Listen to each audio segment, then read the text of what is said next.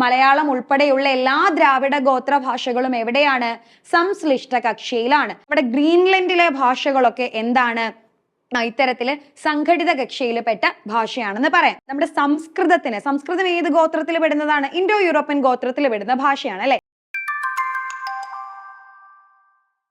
Hi hello എല്ലാവർക്കും നമസ്കാരം. Competitive ക്രാക്കറിലേക്ക് സ്വാഗതം. ഞാൻ ഷിബിന. നമ്മള് HSA മലയാളത്തിന്റെ കുറച്ച് കാര്യങ്ങളാണ്, HSA മലയാളത്തെ കുറിച്ചുള്ള കുറച്ച് കാര്യങ്ങളാണ് പറയാൻ വേണ്ടി പോകുന്നത്. കാര്യമൊന്നുമല്ല, HSA മലയാളം ഒരു പാർട്ട് ടൈം വിജ്ഞാപനം, മുൻപ് പല വീഡിയോകളിലും നമ്മൾ പറഞ്ഞിട്ടുള്ളതാണ്. പാർട്ട് ടൈം വിജ്ഞാപനം വന്നതും അതിന്റെ കൺഫർമേഷൻ തീയതി വന്നതും അങ്ങനെ പരീക്ഷാ തീയതി വരെ നമ്മൾ എത്തി നിൽക്കുകയാണ്. എന്നാൽ നമ്മുടെ പരീക്ഷ വരുന്നേ ജൂൺ 28-നാണ് നമ്മുടെ പരീക്ഷ വരുന്നത് അല്ലെ? അപ്പൊ ജൂൺ 28-ന് വരുന്നു. അപേക്ഷകരുടെ എണ്ണം തുടങ്ങിയിട്ടുള്ള കാര്യങ്ങളെല്ലാം നമ്മൾ ചർച്ച ചെയ്ത് കഴിഞ്ഞതാണ്. അപ്പൊ ഇപ്പോ നമ്മുടെ പഠനം ചൂട് പിടിച്ച് നടക്കുന്ന ഒരു അവസ്ഥയാണ് അല്ലെ? ഏറിപ്പോയാൽ 2 മാസമാണ് നമുക്കിനി മുമ്പിലുള്ളത്. ഈ 2 മാസം കൊണ്ട് വിശാലമായിട്ടുള്ള ഒരു സിലബസ് നമുക്ക് കവർ ചെയ്യണം അല്ലെ? അപ്പൊ ഈ സിലബസ് കവർ ചെയ്യാൻ വേണ്ടിയിട്ട് ബുദ്ധിമുട്ടിയിരിക്കുന്ന, പഠിക്കാനേറെ ഒരു ഗൈഡൻസ് ഇല്ലാതെ വിഷമിച്ചിരിക്കുന്ന നിങ്ങളുടെ മുമ്പിലേക്ക് ഞാൻ ഇന്ന് വന്നിട്ടുള്ളത് HSA, HSST പോലുള്ള മലയാളം ഐച്ഛികമായിട്ട് വരുന്ന പരീക്ഷകളിൽ എപ്പോഴും ചോദിക്കാൻ സാധ്യതയുള്ള ഒരു മേഖലയിലെ കുറച്ച് കാര്യങ്ങളുമായിട്ടാണ്.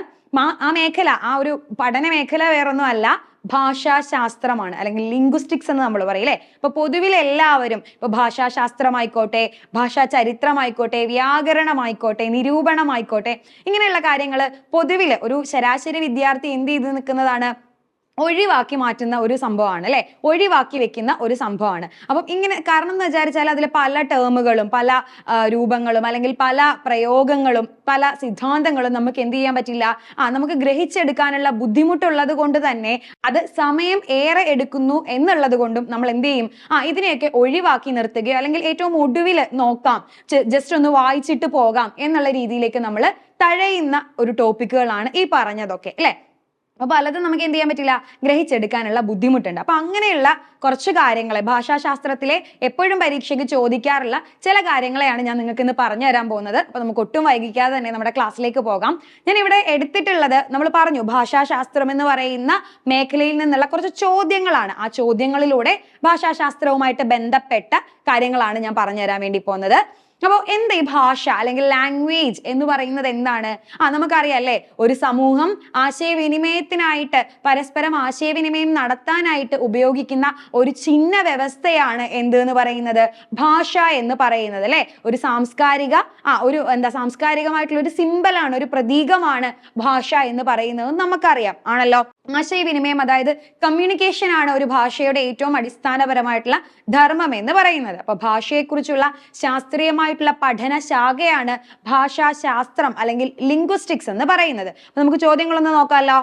ആദ്യത്തെ ചോദ്യം ഇതാടാ, മലയാളം ഏത് കക്ഷിയിൽ പെടുന്നു? മലയാളം ഏത് കക്ഷിയിൽ പെടുന്നു അല്ലെ? അപ്പൊ ഭാഷ എന്താണെന്ന് നമ്മൾ പറഞ്ഞു. അപ്പൊ നമ്മൾ അടുത്ത എന്താ നോക്കാൻ പോകുന്നത്? ആദ്യത്തെ ചോദ്യം എന്ന് പറയുന്നത് മലയാളം ഏത് കക്ഷിയിൽ പെടുന്നു എന്നുള്ളത്. എന്ത് കക്ഷിയാന്ന് പറഞ്ഞു കഴിഞ്ഞാൽ ഭാഷകളെ നമ്മൾ എന്ത് ചെയ്യുന്നു? വർഗീകരിക്കുന്നുണ്ടല്ലേ? എങ്ങനെയൊക്കെ വർഗീകരിക്കുന്നു? 2 തരത്തിൽ വർഗീകരിക്കുന്നു. ആനുവംശികമായിട്ട്, അതായത് ഗോത്ര വിഭജന രീതിയിലും, രണ്ടാമതോ കക്ഷ്യാപരമായ രീതിയിലും. വെറുതെ അങ്ങ് വിഭജിക്കുകയാണോ? അല്ല, ഗോത്രവർഗപരമായിട്ട് അല്ലെങ്കിൽ ആനുവംശികമായിട്ട് നമ്മൾ എങ്ങനെയാ ഭാഷയെ വിഭജിക്കുന്നേ? ഭാഷകൾക്ക് പരസ്പരമുള്ള ജൈവ ബന്ധത്തിന്റെ അടിസ്ഥാനത്തിൽ ആണല്ലോ. അങ്ങനെ ദ്രാവിഡ ഗോത്രവും ഇൻഡോ യൂറോപ്യൻ, സെമിറ്റിക്, ഹാമിറ്റിക്, ബാണ്ടു, അങ്ങനെ ആസ്ട്രോനേഷ്യൻ ഗോത്രം, ഇങ്ങനെ ഒരുപാട് ഗോത്രങ്ങളെ കുറിച്ച് നമുക്ക് അറിയാം അല്ലെ? അപ്പൊ അതിലേക്ക് നമ്മൾ ഇപ്പൊ കടക്കുന്നില്ല. നമുക്ക് വേണ്ടത് ഏതാ? കക്ഷ്യ വിഭജനമാണ്. മുൻപ് പല ക്ലാസ്സുകളിലും നമ്മൾ ഗോത്ര വിഭജനത്തെ പറ്റിയിട്ടൊക്കെ പറഞ്ഞിട്ടുള്ളതാണ്. അപ്പോ ഇതെന്ന് പറയുന്നത്, അപ്പൊ കക്ഷ്യാപരമായിട്ട് നമുക്ക് ഭാഷകളെ വിഭജിക്കാം. എന്ത് കക്ഷ്യാന്ന് ഉദ്ദേശിക്കുന്നത്? ഒരു ഭാഷ ഘടനാപരമായിട്ട് ചില സാധർമ്യങ്ങൾ, ചില സാദൃശ്യങ്ങൾ പുലർത്തുന്നുണ്ട്. അതിന്റെ അടിസ്ഥാനത്തിലാണ് നമ്മൾ എന്ത് ചെയ്യുന്നത്? കക്ഷ്യാപരമായിട്ട് വിഭജിക്കുന്നത് അല്ലെ? കക്ഷികൾ എത്ര എണ്ണം ഉണ്ട്?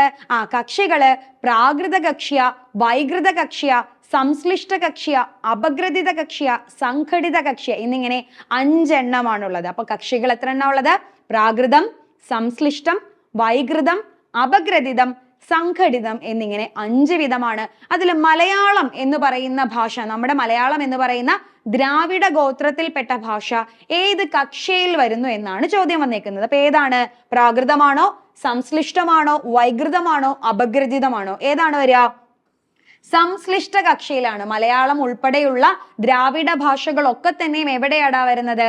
സംശ്ലിഷ്ട കക്ഷിയിലാണ് വരുന്നത്. അപ്പൊ എന്താണ് ഈ ഓരോ കക്ഷിയുടെയും പൊതു സ്വഭാവം എന്ന് നമുക്കൊന്ന് നോക്കാം. ആദ്യത്തെ കക്ഷി എന്ന് പറയുന്നത് പ്രാകൃത കക്ഷിയാണ്. അതായത് ഭാഷയുടെ ഏറ്റവും പ്രാകൃതമായ രൂപം, അതായത് ഇതിനെ ശൈശവ അവസ്ഥ, ഭാഷയുടെ ശൈശവ അവസ്ഥ എന്നാണ് സൂചിപ്പിക്കുന്നത്. ഏതിനെ? പ്രാകൃത കക്ഷിയെ സൂചിപ്പിക്കുന്നത്. അതായത് പ്രകൃതി മാത്രമുള്ളത്, പ്രത്യയങ്ങളൊന്നുമില്ല, വാക്കുകൾ അതായത് പ്രകൃതികൾ, ശബ്ദരൂപങ്ങൾ മാത്രമുള്ള ഭാഷകളാണ് ഏത് എന്ന് പറയുന്നത്? പ്രാകൃത കക്ഷ്യ എന്ന് പറയുന്നത്. നമ്മുടെ ചൈനീസ് ഭാഷ, അതേപോലെ ടിബറ്റൻ ഭാഷ, ഇതൊക്കെ പ്രാകൃത കക്ഷിയിൽ ഉൾപ്പെട്ട ഭാഷകളാണ്. അടുത്തതാണ് എന്ത്? സംശ്ലിഷ്ട കക്ഷ്യ എന്ന് പറയുന്നത്. പ്രകൃതിക്കും പ്രത്യയത്തിനും സ്വതന്ത്രമായിട്ടുള്ള നിലനിൽപ്പുണ്ട്. ശബ്ദരൂപത്തിനും ഇടനിലകൾക്ക്, പ്രത്യയത്തിനും സ്വതന്ത്രമായിട്ടുള്ള നിലനിൽപ്പുള്ള ഭാഷകളെയാണ് നമ്മൾ എന്തെന്ന് പറയുന്നത്? സംശ്ലിഷ്ട കക്ഷിയിൽ ഉൾപ്പെട്ട ഭാഷകൾ എന്ന് പറയുന്നത്. മലയാളം ഉൾപ്പെടെയുള്ള എല്ലാ ദ്രാവിഡ ഗോത്ര ഭാഷകളും എവിടെയാണ്? സംശ്ലിഷ്ട കക്ഷിയിലാണ്. ഇനി മൂന്നാമത്തേത് ഏതാണ്? അപ്പൊ സംശ്ലിഷ്ട കക്ഷ്യ എന്ന് പറയുന്നത് ഭാഷയുടെ ഒരു കൗമാര അവസ്ഥയാണ് സൂചിപ്പിക്കുന്നത്. ഏതിനെയാണ്? കൗമാര അവസ്ഥയാണ് സൂചിപ്പിക്കുന്നത്. പ്രാകൃതം ശൈശവ അവസ്ഥയാണെങ്കിൽ സംശ്ലിഷ്ടം എന്ന് പറയുന്നത് കൗമാര അവസ്ഥയാണ് സൂചിപ്പിക്കുന്നത്. ഓക്കെ, അപ്പൊ അടുത്തതാണ് എന്തെന്ന് പറയുന്നത്? വൈകൃത കക്ഷ്യ എന്ന് പറയുന്നത്. അപ്പൊ വൈകൃത കക്ഷ്യ എന്ന് പറയുമ്പോൾ പ്രകൃതിയും ശബ്ദരൂപവും പ്രത്യയവും എന്ത് ചെയ്യുന്നു? പരസ്പരം ഒന്ന് ചേർന്നിരിക്കുന്നു. ഇവരെ തമ്മിൽ നമുക്ക് എന്ത് ചെയ്യാൻ പറ്റുന്നില്ല? വേർതിരിച്ചറിയാൻ പറ്റുന്നില്ല. പ്രകൃതിയും പ്രത്യയവും എന്ത് ചെയ്യുന്നു? പരസ്പരം വേർതിരിച്ചറിയാൻ കഴിയാത്ത വിധം ഒന്ന് ചേർന്നിരിക്കുന്നതാണെങ്കിൽ അതിനെയാണ് നമ്മൾ എന്തെന്ന് പറയുന്നത്? വൈകൃത കക്ഷ്യ എന്ന് പറയുന്നത്. ഭാഷയുടെ വികാസ പരിണാമത്തിലെ അതിന്റെ യൗവന ഘട്ടത്തെയാണ് എന്ത് സൂചിപ്പിക്കുന്നത്? വൈകൃത കക്ഷ്യ സൂചിപ്പിക്കുന്നത്. നമ്മുടെ സംസ്കൃതം, ഇംഗ്ലീഷ് പോലുള്ള ഇൻഡോ യൂറോപ്യൻ ഭാഷകളെല്ലാം എവിടെയാണ് വരുന്നത്? വൈകൃത കക്ഷിയിലാണ് വരുന്നത്. അത് കഴിയുമ്പോഴാണ് ഭാഷയുടെ വാർദ്ധക്യ അവസ്ഥയെ സൂചിപ്പിക്കുന്ന എന്ത് എന്ന് പറയുന്നത്? അപഗ്രഥിത കക്ഷ്യ. ഭാഷയുടെ വാർദ്ധക്യ അവസ്ഥയെ സൂചിപ്പിക്കുന്ന അപഗ്രഥിത കക്ഷ്യ. അതായത് ഈ വൈകൃത കക്ഷിയിൽപ്പെട്ട ഭാഷകൾക്ക് കാലാന്തരത്തില് പലവിധ കാരണങ്ങൾ കൊണ്ട് മാറ്റങ്ങൾ സംഭവിക്കും. ആ മാറ്റങ്ങളെ അടയാളപ്പെടുത്തുന്ന, മാറ്റങ്ങളുടെ ഒരു ട്രാൻസിഷൻ വ്യക്തമാക്കുന്ന ആ ഒരു ഘട്ടത്തെയാണ് നമ്മൾ എന്തെന്ന് പറയുന്നത്? അപഗ്രഥിത കക്ഷി, അതായത് വാർദ്ധക്യ അവസ്ഥയിൽ എന്ന് പറയുന്നത്. ഒരു വിഭ്രമാത്മകത നമുക്കവിടെ ഉണ്ടാകും. ഭാഷയുടെ അടിസ്ഥാനപരമായിട്ടുള്ള സ്വഭാവങ്ങളിൽ നിന്നൊക്കെ ഒരു വ്യത്യാസം അവിടെ ഫീൽ ചെയ്യുന്ന ഒരവസ്ഥ. ഇനി ഏറ്റവും ഒടുവിലായിട്ടാണ് സംഘടിത കക്ഷ്യ എന്ന് പറയുന്നത്. സംഘടിത കക്ഷ്യ എന്ന് പറയുന്നത് എന്ന് പറഞ്ഞാല് ഒരു വാക്യത്തെ, ഒരു സെന്റൻസിനെ അപ്പാടെ ഒരു വാക്കുപോലെ ഉച്ചരിക്കുന്ന ഒരു നമ്മളൊരു സെന്റൻസ് പറയുന്നത് എന്താ? അതിൽ സബ്ജക്ട്, അതായത് കർത്താവ്, കർമ്മം, ക്രിയ എന്നിങ്ങനെ മുറിച്ച് നമുക്ക് പറയാൻ കഴിയും അല്ലെ? അപ്പൊ സംഘടിത കക്ഷിയിൽപ്പെട്ട ഭാഷകൾക്ക് എന്താ പ്രത്യേകത? അങ്ങനെ മുറിച്ച് പറയാൻ കഴിയില്ല. ഒരു സെന്റൻസിനെ ഒന്നായിട്ട്, ഒറ്റ വാക്കായിട്ടായിരിക്കും അവര് ഉച്ചരിക്കുന്നത്. നമ്മുടെ ഗ്രീൻലൻഡിലെ ഭാഷകളൊക്കെ എന്താണ്? ഇത്തരത്തില് സംഘടിത കക്ഷിയിൽപ്പെട്ട ഭാഷയാണെന്ന് പറയാം. അപ്പൊ നമുക്കറിയാം മലയാളം എന്താണ്? സംശ്ലിഷ്ട കക്ഷിയാണ്. സംസ്കൃതം എവിടെയാണ്? സംസ്കൃതം വൈകൃത കക്ഷിയിലും പെട്ട ഭാഷയാണ്. അപ്പൊ സംസ്കൃതം എവിടെയാണ്? വൈകൃത കക്ഷിയിലും. മലയാളം ഉൾപ്പെടെയുള്ള ദ്രാവിഡ ഭാഷകളെല്ലാം സംശ്ലിഷ്ട കക്ഷിയിലുമാണ് വരുന്നത്. അപ്പൊ എപ്പോഴും പരീക്ഷയ്ക്ക് ചോദിക്കാറുള്ള ഒരു ചോദ്യമാണ്, ഭാഷാശാസ്ത്രത്തിൽ നിന്നുള്ള ഒരു ചോദ്യമാണ് എന്ത് എന്ന് പറയുന്നത്? മലയാളം ഏത് ഗോത്രത്തിലും ഏത് കക്ഷിയിലും പെടുന്നു എന്നുള്ളത്. ഗോത്രം ദ്രാവിഡമാണ്. ഏത് കക്ഷിയാണ്? സംശ്ലിഷ്ട കക്ഷിയാണ്. അതുപോലെ സംസ്കൃതം വൈകൃത കക്ഷിയുമാണ്. ഓരോ കക്ഷികളുടെയും പൊതു സ്വഭാവം എന്തെന്നും മനസ്സിലായി എന്ന് കരുതുന്നു. അങ്ങനെയാണെങ്കിൽ നമുക്ക് അടുത്ത ചോദ്യത്തിലേക്ക് പോവാം. അടുത്ത ചോദ്യം എന്താ? പ്രജനക വ്യാകരണത്തിന്റെ ആദ്യ പ്രയോക്താവ് അല്ലെ? നമ്മൾ കേട്ടിട്ടുണ്ട്. ഇപ്പൊ നമ്മള് ഭാഷാശാസ്ത്ര ക്ലാസ്സുകളിലായാലും BEd ക്ലാസ്സുകളിലായാലും ഒക്കെ നമ്മൾ കേട്ടിട്ടുണ്ട് രചനാന്തരണ പ്രജനക വ്യാകരണം അല്ലെ? ട്രാൻസ്ഫോർമേഷണൽ ജനറേറ്റീവ് ഗ്രാമർ എന്ന് പറയുന്നത്. ഭാഷാരൂപത്തെ നമ്മുടെ ഇംഗിതത്തിനനുസരിച്ച് നമുക്ക് എന്ത് ചെയ്യാം? പുതുക്കിക്കൊണ്ടേയിരിക്കാം, മാറ്റിക്കൊണ്ടേയിരിക്കാം. ഒരേ ഭാഷാഘടനയിൽ നിന്നും പുതിയതിനെ നമുക്ക് ക്രിയേറ്റ് ചെയ്തുകൊണ്ടേയിരിക്കാം അല്ലെ? അപ്പൊ ഇതിന്റെ വക്താവ് അല്ലെങ്കിൽ ഇത് ആദ്യം കൊണ്ടുവന്നത് ആര് എന്നാണ് ചോദിക്കുന്നത്. Bloomfield, Noam Chomsky, Zellig Harris, Ferdinand de Saussure. ആരാണ്? പ്രജനക വ്യാകരണം, ജനറേറ്റീവ് ഗ്രാമർ എന്ന് പറയുന്ന ഒരു സംജ്ഞ, ആ ഒരു രൂപത്തെ ആദ്യമായിട്ട് ഇൻട്രൊഡ്യൂസ് ചെയ്തത് ആരാണ്? സെലീഗ് ഹാരിസ് ആണ്. ആരാണ്? സെലീഗ് ഹാരിസ് ആണ്. അതിനെ ഒരു സിദ്ധാന്ത പദവിയിലേക്ക് ഉയർത്തിയ ആളാണ് ആര്? നമ്മുടെ നോം ചോംസ്കി എന്ന് പറയുന്നത്. അപ്പൊ പ്രജനക വ്യാകരണം എന്ന് പറയുന്ന ഒരു ആശയം മുന്നോട്ട് വെച്ചത് സെലീഗ് ഹാരിസും അതിനൊരു സിദ്ധാന്ത പദവി കൊടുത്തത് ആരാണ്? നോം ചോംസ്കിയുമാണ്. അങ്ങനെയാണെങ്കിൽ ബ്ലൂംഫീൽഡിന്റെ പ്രത്യേകത എന്താ?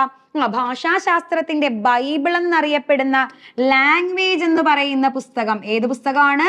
ലാംഗ്വേജ് എന്ന് പറയുന്ന പുസ്തകം ഭാഷാശാസ്ത്രത്തിന്റെ ബൈബിൾ എന്നാണ് അറിയപ്പെടുന്നത്. എപ്പോഴും ചോദിക്കാറുള്ളതാണ്. ആ പുസ്തകത്തിന്റെ രചയിതാവാണ് ആര്? ബ്ലൂംഫീൽഡ്, ലിയനാർഡോ ബ്ലൂംഫീൽഡ് എന്ന് പറയുന്ന വ്യക്തി. സൊസൂറിലേക്ക് വരികയാണെങ്കിലോ, ഭാഷാശാസ്ത്രം, ഭാഷയെ ശാസ്ത്രീയമായി പഠിക്കേണ്ടതാണ് എന്ന് പറഞ്ഞുകൊണ്ട് ഘടനാവാദം എന്ന് പറയുന്ന ഒരു സൈദ്ധാന്തികതയ്ക്ക് രൂപം കൊടുത്ത ആളാണ് ആര്? ഫെർഡിനൻഡ് ഡി സൊസൂർ എന്ന് പറയുന്നത് അല്ലെ. അപ്പൊ ബ്ലൂംഫീൽഡ് ലാംഗ്വേജ് എന്ന് പറയുന്ന പുസ്തകത്തിന്റെ രചയിതാവ് അതെന്തെന്നറിയപ്പെടുന്നു?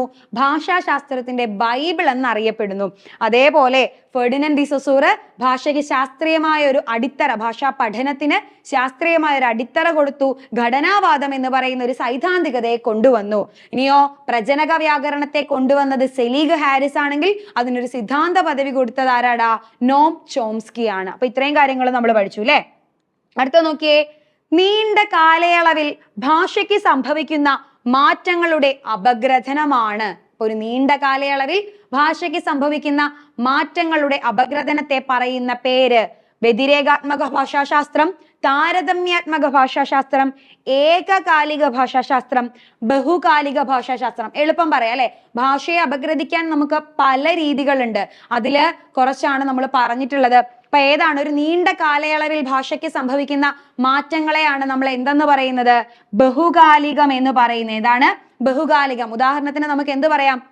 നമ്മുടെ മലയാള ഭാഷാ ചരിത്രത്തെ തന്നെ പറയാം. ഭാഷയ്ക്ക് ആദ്യകാലം മുതൽ ഇന്ന് കാലം വരെ ഉണ്ടായിട്ടുള്ള മാറ്റങ്ങൾ, ഒരു നീണ്ട കാലയളവിലെ മാറ്റങ്ങളെ നമ്മൾ അപഗ്രഥിക്കുകയാണെങ്കിൽ അത് എന്താണ്? അത് ബഹുകാലിക ഭാഷാശാസ്ത്രത്തിന്റെ പരിധിയിൽ വരും. അപ്പൊ ഏകകാലിക എന്തായിരിക്കും? പേര് സൂചിപ്പിക്കുന്നത് പോലെ തന്നെ ഏകകാലികം എന്ന് പറഞ്ഞു കഴിഞ്ഞാൽ ഒരു ഭാഷയ്ക്ക് ഒരു പ്രത്യേക കാലയളവിൽ മാത്രം, ഒരു നിശ്ചിത കാലയളവിൽ മാത്രം ഉണ്ടാകുന്ന മാറ്റങ്ങളെ അടിസ്ഥാനമാക്കിയിട്ടുള്ള അപഗ്രഥന രീതിയായിരിക്കും. ഫോർ എക്സാമ്പിൾ നമുക്ക് പറയാം, മലയാളത്തെ വെച്ച് തന്നെ പറയാം. നമ്മൾ പാട്ടുഭാഷയെ പറ്റി പഠിക്കുന്നു. പാട്ടുഭാഷ അല്ലെങ്കിൽ രാമചരിത കൃതികളിലെ ഭാഷയെ മാത്രം പഠിക്കുന്നു. ഒരു കാലഘട്ടത്തിന്റെ, ഒരു പ്രത്യേക സമയത്തിന്റെ മാത്രം ഭാഷയെക്കുറിച്ച് പഠിക്കുന്നു. അതാണ് ഏകകാലികം എന്ന് പറയുന്നത്. ഇനിയോ സാദൃശ്യങ്ങളുള്ള ഭാഷകളെ പരസ്പരം താരതമ്യം ചെയ്ത് പഠിക്കുന്നതാണെങ്കിൽ അത് താരതമ്യാത്മക ഭാഷാശാസ്ത്രവുമായിട്ട് മാറുന്നു. ഏകകാലികവും ബഹുകാലികവും ഉദാഹരണ സഹിതം നമ്മൾ പഠിച്ചു വെക്കണം. പലപ്പോഴും ചോദിക്കപ്പെടാറുള്ള ചോദ്യങ്ങളാണ്. അടുത്തത് നോക്കാം.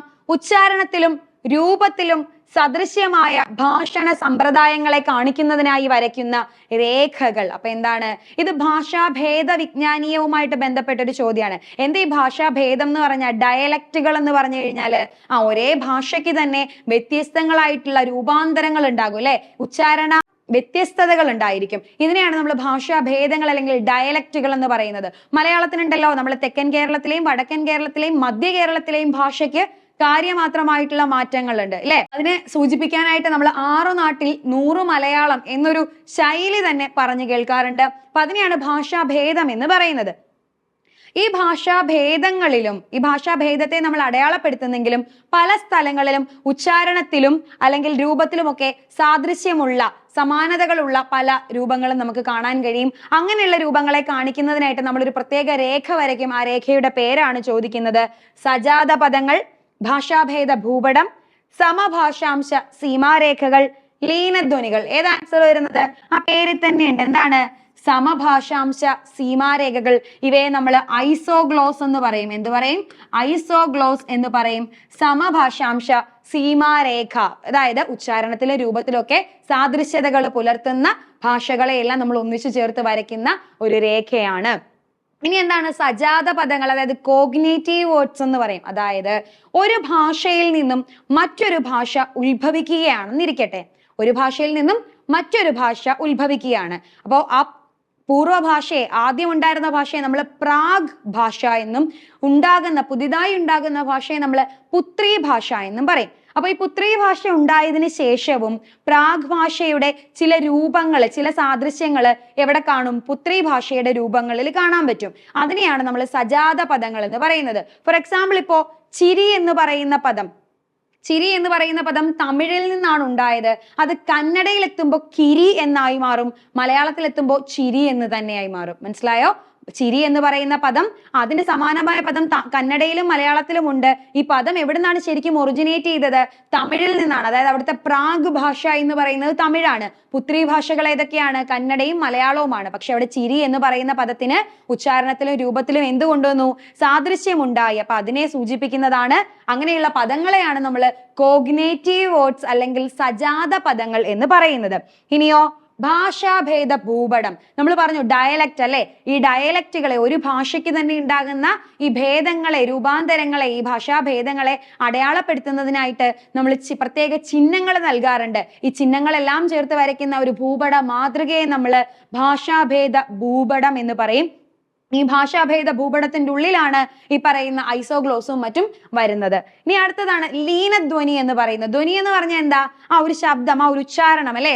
ആ ഒരു ഏതെങ്കിലും ഒരു ശബ്ദ രൂപത്തെ നമ്മൾ എടുത്തു വെച്ച് നോക്കുകയാണെങ്കിൽ ആ ശബ്ദ രൂപത്തിൽ നമുക്ക് വേർതിരിച്ചറിയാൻ കഴിയുന്ന ഘടകങ്ങളും ഉണ്ടാകും, അങ്ങനെ അറിയാൻ കഴിയാത്ത ഘടകങ്ങളും ഉണ്ടാകും. അതായത് ഒരു ശബ്ദരൂപത്തിൽ വേർതിരിച്ചെടുക്കാൻ കഴിയാത്ത, അതിൻ്റെ ഉള്ളില് ലീനമായിരിക്കുന്ന, അന്തർലീനമായിരിക്കുന്ന, ലയിച്ച് ചേർന്നിരിക്കുന്ന ചില ഭാഷാ ഘടകങ്ങളുണ്ട്. അവയാണ് നമ്മൾ ലീനധ്വനികൾ എന്ന് പറയുന്നത്. എന്തെന്ന് പറയും? ലീനധ്വനികൾ എന്ന് പറയുന്നത്. ഓക്കെ, അപ്പൊ അടുത്ത ചോദ്യം നോക്കിയേ.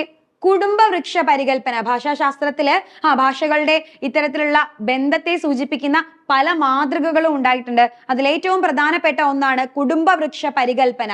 അത് അവതരിപ്പിച്ചത് ആരാണ് എന്നാണ് ചോദിക്കുന്നത്. ഈ കുടുംബവൃക്ഷ പരികല്പനയ്ക്ക് മറ്റൊരു പേരുണ്ട്, ജൈവ പ്രകൃതി സിദ്ധാന്തം. എന്താണ്? ജൈവ പ്രകൃതി സിദ്ധാന്തം. നമ്മൾ ഫാമിലി ട്രീ ഒക്കെ വരയ്ക്കാറില്ലേ? ജൈവ പ്രകൃതി സിദ്ധാന്തം എന്നാണ് പറയുന്നത്. ഫാമിലി ട്രീ ഒക്കെ വരയ്ക്കാറില്ലേ? ഫാമിലി ട്രീ വരയ്ക്കുന്നത് പോലെ തന്നെ ഒരു ഭാഷയ്ക്ക് എന്തുണ്ട്? ഒരു പൂർവ്വരൂപമുണ്ട്, അതിൽ നിന്ന് പുത്രി ഭാഷകൾ ഉണ്ടാകുന്നു, അതിൽ നിന്ന് വീണ്ടും ഭാഷകൾ ഉണ്ടാകുന്നു. ഇങ്ങനെ എന്ത് ചെയ്യുന്നു? ആ ഒരു ജൈവ പ്രകൃതി, ഒരു വൃക്ഷ മാതൃകയില് എന്തിനെ മാറ്റുന്നു? ഭാഷയെ മാറ്റുന്നു. ആ ഒരു സിദ്ധാന്തം അവതരിപ്പിച്ചത് ആര് എന്നാണ് ചോദിക്കുന്നത്. Johannes Schmidt, August Schleicher, sir William Jones, FW Ellis. ആരാണ് കുടുംബവൃക്ഷ സിദ്ധാന്തം അല്ലെങ്കിൽ ജൈവ പ്രകൃതി സിദ്ധാന്തം കൊണ്ടുവന്നത്? ഓഗസ്റ്റ് ഷ്ലീഷർ ആണ്. ആരാണ്? ഓഗസ്റ്റ് ഷ്ലീഷർ ആണ്. അപ്പൊ ഇതുപോലെ സമാനതയുള്ള മറ്റൊരു സിദ്ധാന്തമാണ് തരംഗ സിദ്ധാന്തം. ഓക്കെ, തരംഗ സിദ്ധാന്തത്തിന്റെ ഉപജ്ഞാതാവാണ് ആര്? ജോഹന്നസ് ഷ്മിറ്റ് എന്നുള്ളത്. തരംഗ സിദ്ധാന്തത്തിന്റെ ഉപജ്ഞാതാവാണ് ആര് എന്നുള്ളത്? ജോഹന്നസ് ഷ്മിറ്റ് എന്ന് പറയുന്നത്. ഓക്കെ, അപ്പൊ കുടുംബവൃക്ഷ സിദ്ധാന്തം ഓഗസ്റ്റ് ഷ്ലീഷറിന്റേതും തരംഗ സിദ്ധാന്തം ജോഹന്നസ് ഷ്മിറ്റിന്റേതുമാണ്. അപ്പൊ മറ്റു രണ്ടുപേര് സർ വില്യം ജോൺസും FW എല്ലിസും. അവരുടെ പ്രത്യേകത എന്താ? സർ വില്യം ജോൺസ് ആണ് നമ്മുടെ സംസ്കൃതം ഏത് ഗോത്രത്തിൽ പെടുന്നതാണ്? ഇൻഡോ യൂറോപ്യൻ ഗോത്രത്തിൽ പെടുന്ന ഭാഷയാണ് അല്ലെ. അപ്പൊ സംസ്കൃതത്തിന് എന്തുണ്ട്?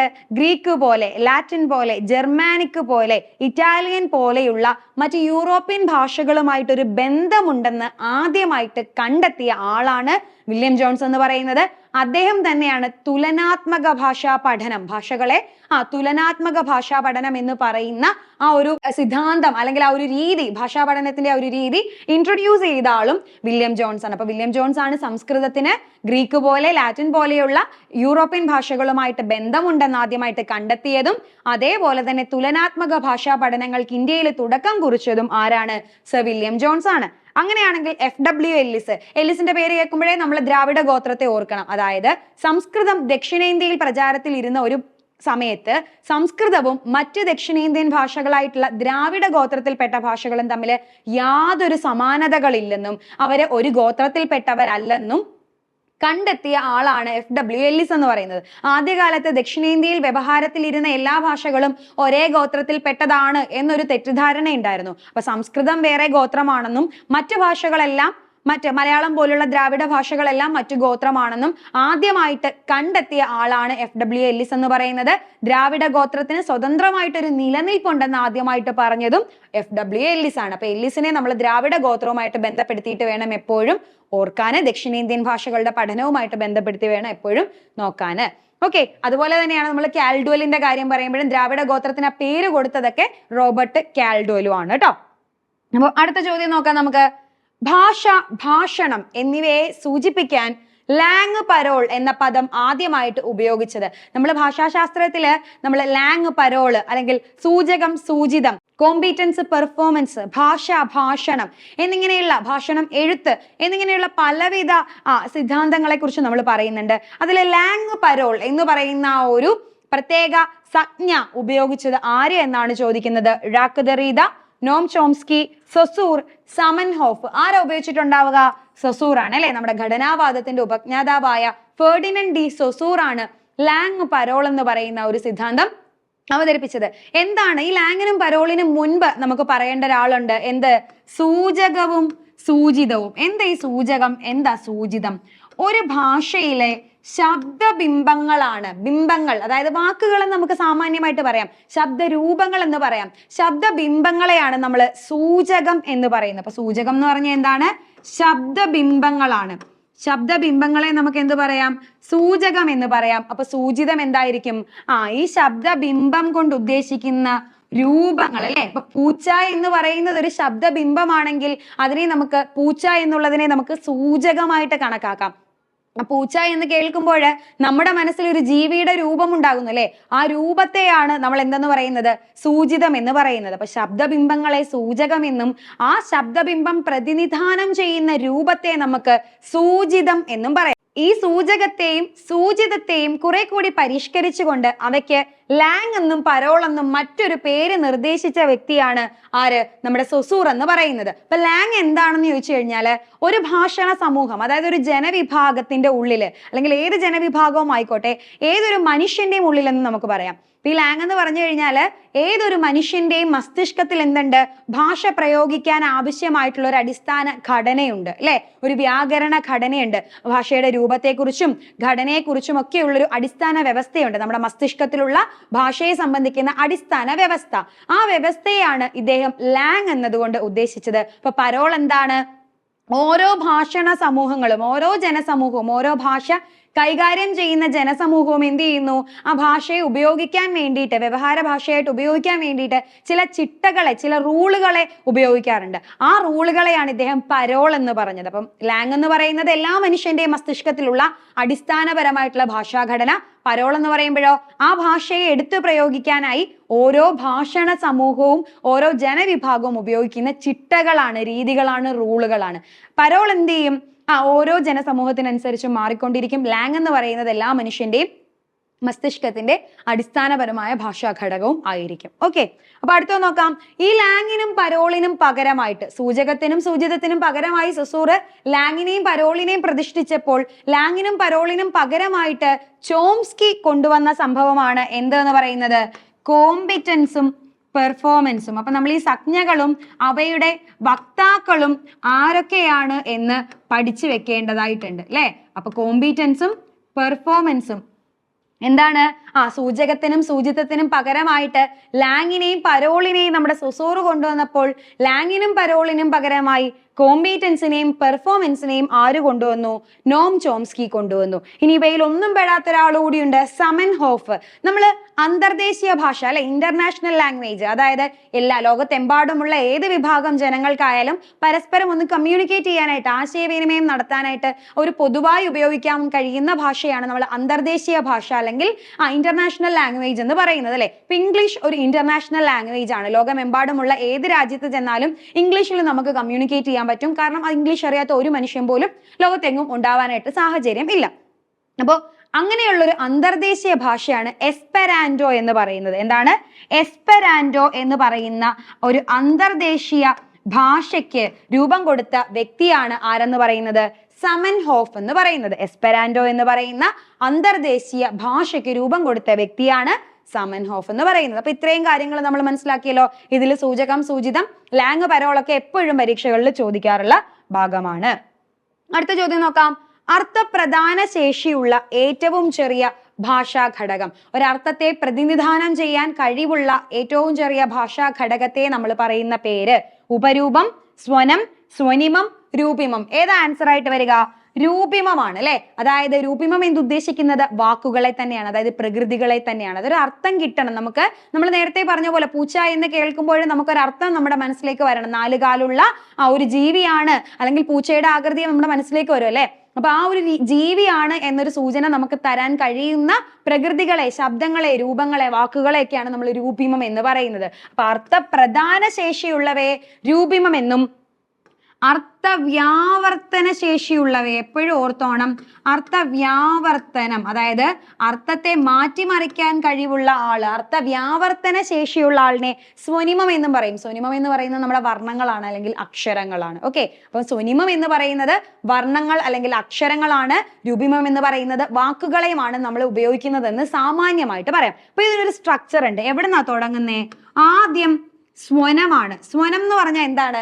മനുഷ്യൻ തന്റെ ഉച്ചാരണ അവയവം കൊണ്ട് പുറപ്പെടുവിക്കുന്ന എന്ത് തരം ശബ്ദങ്ങളെയും നമുക്ക് സ്വനം എന്ന് പറയാം. സ്വനം ചേർന്ന് അതെന്താകും?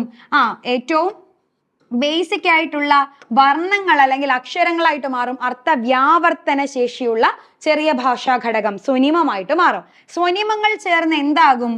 രൂപിമമാകും. എന്താകും? രൂപിമം, അതായത് വാക്കുകളാകും. അർത്ഥപ്രധാനം, ഒരർത്ഥത്തെ നമുക്ക് നൽകും. ഈ രൂപിമങ്ങൾ നമുക്ക് എന്ത് നൽകും? ഒരു രൂപത്തെ നൽകും, അതായത് ഒരു ഇമേജിനെ നൽകും. ആ വാക്കുകൊണ്ട് ഉദ്ദേശിക്കുന്ന, വാക്ക് പ്രതിനിധാനം ചെയ്യുന്ന ഒരു രൂപത്തെ നമ്മളിലേക്ക് എത്തിക്കും. അപ്പൊ സ്വനം, സ്വനിമം, രൂപിമം, രൂപം എന്നുള്ള രീതിയിലേക്ക് പോകും. അപ്പൊ ഇവിടെ അറിയാത്ത ഒരാളുണ്ട്, ഉപരൂപം. എന്താണ് ഉപരൂപം എന്ന് പറയുന്നത്? ഈ രൂപിമങ്ങൾക്ക് പലപ്പോഴും എന്തുണ്ടാകും? രൂപവ്യതിയാനങ്ങൾ ഉണ്ടാകും, വ്യത്യാസങ്ങൾ ഉണ്ടാകും. ഒരേ രൂപിമത്തിന് തന്നെ വ്യത്യസ്ത രൂപങ്ങൾ ഉണ്ടാകും, വ്യത്യസ്ത രൂപവ്യതിയാനങ്ങൾ ഉണ്ടാകും. ഇതിനെയാണ് നമ്മൾ എന്തെന്ന് പറയുന്നത്? ഉപരൂപം എന്ന് പറയുന്നത്. ഫോർ എക്സാമ്പിൾ, സംബന്ധികാ വിഭക്തി, അല്ലേ? സംബന്ധികാ വിഭക്തി. സംബന്ധികാ വിഭക്തി എന്താ ഉദ്ദേശിക്കുന്നത്? രണ്ട് നാമപദങ്ങൾക്ക് തമ്മിലുള്ള ബന്ധത്തെ കുറിക്കാനാണ് സംബന്ധികാ വിഭക്തി നമ്മൾ ഉപയോഗിക്കുന്നത്. അതായത് സംബന്ധം, ഉടമസ്ഥ അവകാശം ഒക്കെ കാണിക്കാൻ വേണ്ടിയിട്ടാണ് നമ്മൾ സംബന്ധികാ വിഭക്തി ഉപയോഗിക്കുന്നത്, ആണല്ലോ. അപ്പൊ സംബന്ധികാ വിഭക്തിക്ക് രണ്ട് പ്രത്യയങ്ങളുണ്ട്. ഏതൊക്കെ? ഇൻഡേയുണ്ട്, ഉടേയുണ്ട്, അല്ലെ? ഇൻഡേ ഉപയോഗിച്ചാലും ഉടേ ഉപയോഗിച്ചാലും ഒരേ അർത്ഥമാണ് കിട്ടുന്നത്. ഒരേ അർത്ഥത്തെ, ഒരേ രൂപിമത്തെ പ്രതിനിധാനം ചെയ്യാനായിട്ട് രണ്ട് ഭാഷാരൂപങ്ങൾ, രണ്ട് ശബ്ദരൂപങ്ങൾ വന്നു, അല്ലെ? ഇതിനെയാണ് നമ്മൾ ഉപരൂപങ്ങൾ എന്ന് പറയുന്നത്. ഇതേ കാര്യം തന്നെ നമുക്ക് ആധാരിക വിഭക്തിയിൽ പറയാം. ഇൽക്കൽ വിഭക്തികൾ, ഇൽക്കൽ പ്രത്യയങ്ങൾ ആരുടേതാണ്? ആധാരിക വിഭക്തിയുടേതാണ്. ഇല്ലും കല്ലും വന്നാലും അത് ആധാരികയുടെ ആധാരാർത്ഥത്തെ സൂചിപ്പിക്കുന്നതാണ്. അതും എന്താണ്? ഉപരൂപങ്ങളാണ്. അതായത് ഒരേ രൂപിമത്തിന് തന്നെ വരുന്ന വ്യത്യസ്ത രൂപഭാവങ്ങളെ, വ്യത്യസ്ത രൂപങ്ങളെയാണ് നമ്മൾ, രൂപവ്യതിയാനങ്ങളെയാണ് നമ്മൾ എന്തെന്ന് പറയുന്നത്? ഉപരൂപങ്ങൾ എന്ന് പറയുന്നത്. ഇതുപോലെ തന്നെ ഉപസ്വനവും വരാറുണ്ട്. ഓക്കെ, ഉപസ്വനം എന്താണെന്ന് ഇവിടെ നമുക്ക് അപ്പൊ ഒന്ന് പറഞ്ഞു പോകാം. ഇനി എന്താണ് ഉപസ്വനം എന്ന് പറയുന്നത്? സ്വനം എന്ന് പറഞ്ഞ അക്ഷരമാണെന്ന് നമ്മൾ പറഞ്ഞു, അല്ലെ? അല്ലെങ്കിൽ വർണ്ണമാണെന്ന് പറഞ്ഞു. ഒരേ വർണ്ണത്തിന് തന്നെ വ്യത്യസ്ത വാക്കുകളിൽ വ്യത്യസ്ത ഉച്ചാരണം വരാറുണ്ട്. ഫോർ എക്സാമ്പിൾ, കമലം എന്ന് നമ്മൾ പറയുന്നു. കമലം എന്നുള്ളതില് ക നമ്മൾ എങ്ങനെയാണ് ഉച്ചരിച്ചത്? ക, ഖരവർണ്ണത്തിന്റെ ഉച്ചാരണമാണല്ലേ വന്നത്. അങ്ങനെയാണെങ്കിലേ മകൻ എന്ന് നമ്മൾ പറയുമ്പോഴോ മക്കൻ എന്ന് നമ്മൾ പറയാറില്ല, മകൻ എന്നാ പറയുന്നത്. അതായത് കായാണ് എഴുതുന്നതെങ്കിലും എന്ത് വന്നു? ഒരു ഗായുടെ ഉച്ചാരണം, അതായത് ഖരവർണ്ണമായിരുന്ന കായ്ക്ക് ഒരു മൃദുവിന്റെ ഉച്ചാരണം വരുന്നു. ഒരേ അക്ഷരത്തിന് തന്നെ, ഒരേ വർണ്ണത്തിന് തന്നെ എന്തുണ്ട്? ഖരത്തിന്റെയും മൃദുവിന്റെയും ഉച്ചാരണം വരുന്നു. അതിനെയാണ് നമ്മൾ ഉപസ്വനം എന്ന് പറയുന്നത്. ഒരേ സ്വനത്തിന് തന്നെ വ്യത്യസ്ത ഉച്ചാരണങ്ങൾ വരുന്നു, അതിനെ വ്യത്യസ്ത ധ്വനിമൂല്യങ്ങൾ വരുന്നു. അതിനെ നമ്മൾ ഉപസ്വനം എന്നും പറയും. അപ്പൊ സ്വനം എന്താണ്? സ്വനിമം എന്താണ്? രൂപിമം എന്താണ്? രൂപം എന്താണ്? ഉപസ്വനം എന്താണ്? ഉപരൂപം എന്താണ് എന്ന് മനസ്സിലായെന്ന് വിചാരിക്കുന്നു. അപ്പൊ അടുത്ത ചോദ്യം നോക്കാം നമുക്ക്. ധാതുവിനോട് കൂടി ഇടനില ചേർന്ന രൂപത്തിന് കേരള പാണിനി AR രാജരാജവർമ്മ നൽകുന്ന പേര്. ധാതുവിനോട് കൂടിയിട്ട് ആര് ചേരണം? ഇടനില ചേരണം. ഈ ധാതു എന്ന് പറഞ്ഞാല് നമ്മൾ ഉദ്ദേശിക്കുന്നത് എന്താണ്? പ്രകൃതിയാണ്. ധാതുവിനെ പ്രകൃതി എന്നാണ് പറയുന്നത്. ഇടനില എന്ന് പറഞ്ഞാൽ എന്താണ്? നമ്മുടെ പ്രത്യയത്തിന് തുല്യമായിട്ടുള്ള രൂപമാണ്. അപ്പൊ ധാതു എന്ന് പറയുന്നത് പ്രകൃതിയും ഇടനില എന്ന് പറയുന്നത് പ്രത്യയത്തിന് തുല്യമായിട്ടുള്ള രൂപമാണ്. അപ്പൊ പ്രകൃതിയും പ്രത്യയവും കൂടെ ചേർന്ന ആ ഒരു രൂപത്തിന്, ശബ്ദരൂപത്തിന് കേരള പാണിനി കൊടുത്ത പേരെന്താണ്? പ്രത്യയം എന്നാണോ പ്രകൃതി എന്നാണോ അംഗം എന്നായിരിക്കുവോ? അംഗമാണ് കേട്ടോ. പ്രകൃതിയും പ്രത്യയം, അതായത് ധാതുവും ഇടനിലയും കൂടെ ചേർന്ന രൂപത്തിന് കേരള പാണിനി AR രാജരാജവർമ്മ കൊടുത്ത പേരാണ് അംഗം. പലപ്പോഴും ചോദിച്ച് കണ്ടിട്ടുള്ള ഒരു ഭാഗമാണ് ഇതു എന്ന് പറയുന്നത്. ഓക്കെ, അപ്പൊ നമ്മൾ ഭാഷാശാസ്ത്രം എന്ന് പറയുന്നത് വ്യത്യസ്ത പഠന മേഖലകളുടെ ഒരു കൂട്ടമാണ്. അവിടെ നമുക്ക് രൂപിമ വിജ്ഞാനീയവും സ്വനിമ വിജ്ഞാനീയവും അർത്ഥവിജ്ഞാനീയവും ഭാഷാഭേദ വിജ്ഞാനീയവും ഭാഷയുടെ അപഗ്രഥന രീതികളും ഒക്കെ അങ്ങനെ വളരെ വിശാലമായിട്ടുള്ള ഒരു പഠന മേഖലയാണ് അതെന്ന് പറയുന്നത്. നമ്മൾ MA ക്ലാസ്സുകളിലൊക്കെ പഠിച്ചിട്ടുള്ളതാണ്, അല്ലെ? ഡിഗ്രി ക്ലാസ്സുകളിലും PG ക്ലാസ്സുകളിലും ഒക്കെ നമ്മൾ പഠിച്ചിട്ടുള്ളതാണ്. അപ്പൊ ആ മേഖലയിലെ എല്ലാ സബ് ഡിവിഷൻസിലെയും എന്താണ് പ്രസക്തമായിട്ടുള്ള കുറച്ച് ഭാഗങ്ങളെ എടുത്ത് അതിന്റെ അനുബന്ധ വിവരങ്ങളുമാണ് നിങ്ങൾക്ക് പറഞ്ഞു തരാനായിട്ട് ശ്രമിച്ചിട്ടുള്ളത്.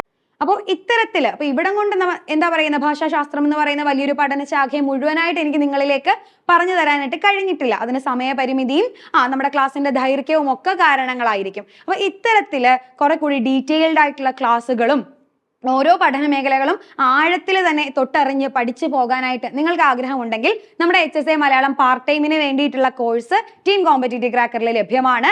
ജൂൺ 28-ന് നടക്കാൻ പോകുന്ന പരീക്ഷയെ ആഴത്തിൽ പഠിച്ച് കാര്യങ്ങൾ കൃത്യമായിട്ട് മനസ്സിലാക്കി അടുക്കും ചിട്ടയുമുള്ള ഒരു ടൈം ടേബിളിലൂടെ നിങ്ങൾക്ക് പഠിക്കാം. ടൈം ടേബിൾ മാത്രമല്ല, ടൈം ടേബിളിന്റെ ഒടുവിൽ വിവിധ മോഡൽ എക്സാമുകൾ നിങ്ങൾക്ക് എഴുതാനും പരീക്ഷയെ ആത്മവിശ്വാസത്തോടു കൂടി നേരിടാനും കഴിയും. അപ്പൊ HSA മലയാളം പാർട്ട് ടൈം പരീക്ഷയ്ക്ക് തയ്യാറെടുക്കുന്ന ഒരാളാണ് നിങ്ങളെന്നുണ്ടെങ്കിൽ നിങ്ങൾക്ക് എന്ത് ചെയ്യാം, കോമ്പറ്റീറ്റീവ് ക്രാക്കറിന്റെ ബാച്ചിൽ ജോയിൻ ചെയ്യാം. ഏറ്റവും പുതിയ ബാച്ചിൽ ഏറ്റവും അപ്ഡേറ്റഡ് ആയിട്ടുള്ള, ഏറ്റവും നമ്മുടെ ഇനിയുള്ള സമയത്തെ അടിസ്ഥാനമാക്കിയിട്ടുള്ള ഏറ്റവും പുതിയ ടൈം ടേബിളിൽ നിങ്ങൾക്ക് സിലബസ് ഫുള്ള് കവർ ചെയ്യാം. മെന്റർഷിപ്പ് സപ്പോർട്ടോട് കൂടിയിട്ട് ലൈവ് റെക്കോർഡഡ് ക്ലാസ്സുകളോട് കൂടിയിട്ട് നിങ്ങൾക്ക് പഠിക്കാവുന്നതാണ്.